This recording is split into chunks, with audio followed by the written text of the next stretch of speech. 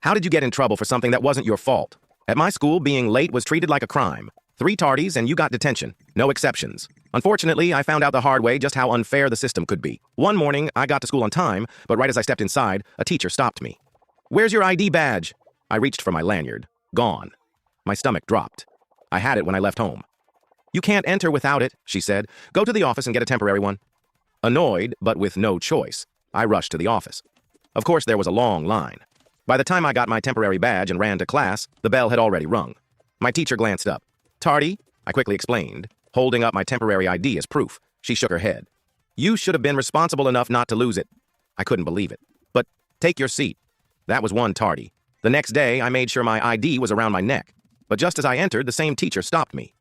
"That's not your badge." I looked down. It wasn't mine. Someone must have switched it. "This isn't my fault." "Office now." Another tardy.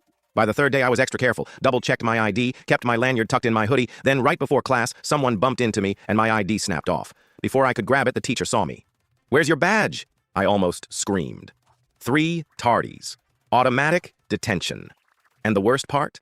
Later that day, I saw a kid wearing my stolen ID like nothing happened. I told my teacher. She just shrugged. "Not my problem. I have never been so mad in my life."